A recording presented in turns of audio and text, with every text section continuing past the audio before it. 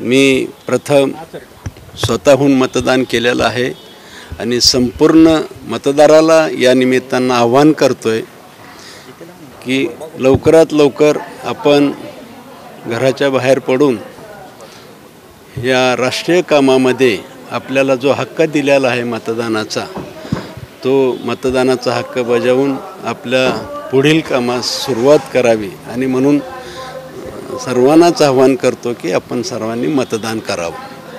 मला असं वाटतं की नागरिकाला लोकसभा मतदारसंघाचा लोकसभा सदस्य हा उपरा स्थानिक सर्वच उपरी आहेत तसे तर, परंतु स्थानिक नागरिकाला ह्या सर्व गोष्टी कळत असतात।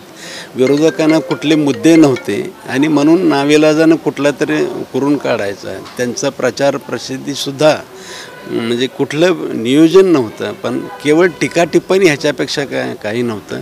उलट आम्ही एक विकसित भारत 2045 भारत कसा असावा याच्यावरती आम्ही प्रचार केलेला आहे। मला असं वाटतं की माननीय मोदी साहेब म्हणतात सर्वात म्हणजे गीता असेल, कुराण असेल, बायबल असेल, ह्याच्यापेक्षाही महत्त्वाचा म्हणजे कुराण आपलं संविधान हे महत्त्वाचं आहे आणि कुणीही संविधानचं काही करणार नाही। उलट खरं म्हणजे आपल्याला आठवत असेल आणीबाणीच्या काळात ह्या संविधानाचा कुणी गैरवापर केला हे आपल्यालाही सगळ्यांना माहिती आहे, परंतु भारतीय जनता पक्षाच्या चुकून म्हणत आणि कुणीच ह्याचा संविधानात बदल करू शकणार नाही याची खात्री आहे आणि केवळ अपप्रचार करून सामान्य नागरिकांची मनं विचलित करणं हे विरोधी पक्षाचं सध्याचं धोरण दिसतंय।